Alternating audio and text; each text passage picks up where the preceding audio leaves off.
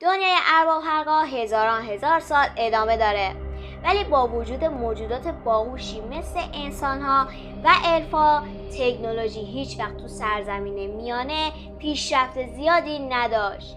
دلیل اصلی این موضوع دقیقاً چی میتونه باشه؟ برای جواب این سوال با من همراه باشید. جهان ارباب حلقه‌ها و دنیای خلق شده تالکین تاریخچه طولانی داره و هزاران سال طول کشیده. فقط عصر سوم سرزمین میانه که با نابودی ساورون و پادشاهی آراگون به پایان رسیده 3000 سال طول کشید. یه مثال علمی بخوام براتون بزنم اینه که از فاصله سقوط امپراتوری روم غربی تا اختراع موبایل هوشمند فقط 1531 سال فاصله وجود داره. ولی با وجود این فرصت‌های طولانی، تمدن‌های موجود تو دنیای تالکین هیچ موقع تو فناوری پیشرفت زیادی نداشتن و مثل مردم واقعی در قرون وسطی زندگی می‌کردن. برای مثال اونا برای حمل و نقل از اسب‌ها کمک می‌گرفتن و برای جنگیدن از سلاح‌های اولیه‌ای مثل شمشیر و گرز. اما چه چیزی باعث شد که پیشرفت تکنولوژی هیچ وقت صورت نگیره؟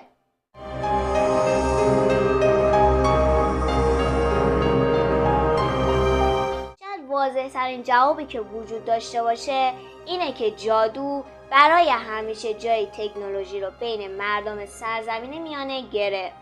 بر اساس اونچه که تو کتاب سیلماریلیون اومده، الفا بیمار نمیشن و زخماشونم خیلی زودتر از حالت معمولی بهبود پیدا میکنه.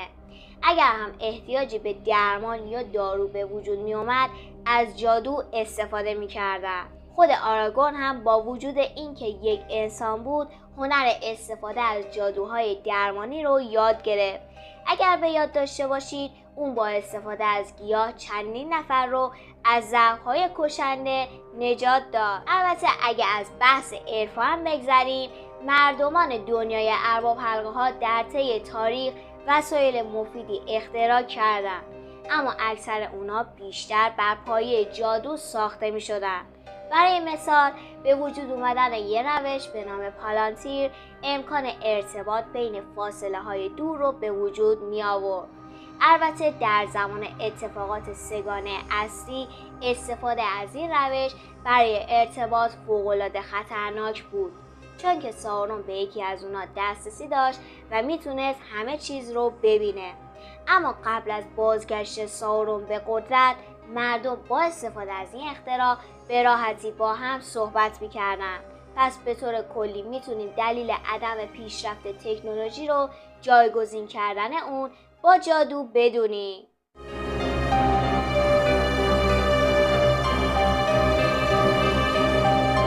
به جز جادو، باورها و ارزش‌های تمدن‌های ارباب حلقه‌ها تأثیر زیادی روی عدم پیشرفت فناوری گذاشت.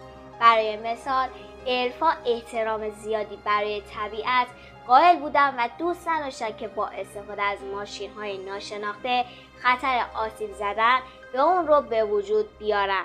در کنار این موضوع، الفا عمری جاودان داشتن و عجله‌ای برای پیشرفت فناوری تو ذهن اونا به وجود نمی اومد.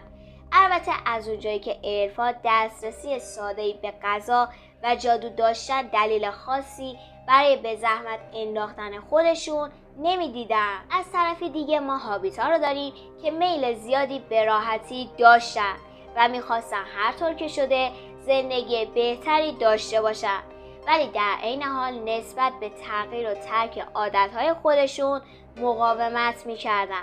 فرهنگ دورفا و مردم روحان مردم رو مجبور میکرد روش‌های سنتی اجداد خودشونو نگه دارن و تغییر این روش‌ها رو نوعی توهین به سنت‌ها میدونستن. به همین دلیل حتی اگر روش جایگزینی هم وجود داشت، اونا به راه سنتی ادامه میدادن و از تغییرات جدید خودداری میکردن. و اما نکته پایانی که میشه دربارش گفت، خرابی‌هاییه که به لطف نیروهای تاریکی به وجود می اومد. نیروهای تاریکی و سارون هر وقت که یه تمدن تو مسیر پیشرفت قرار داشت اونو نابود میکردن تا همه چیز به حالت صفر و عقب مونده خودش برگرده. این هم یکی از دلایل مهم میتونه باشه. البته اگه پیشرفت تکنولوژی اتفاق میافتاد دیگه دنیای فانتزی و زیبایی رو که تالکین برامون ساخته خراب میشد. اما کی میدونه، شاید ما هم توی یکی از دوره‌های آخر زمانی سرزمین میانه داریم زندگی میکنیم و جایی که تکنولوژی جای جادو رو گرفته به همین زودی هم با یه تغییر بزرگ و برگشت به سنت‌های اجدادمون این دوره از نو آغاز بشه. حتما نظراتتون رو برام کامنت کنید. دوستتون دارم. خداحافظ.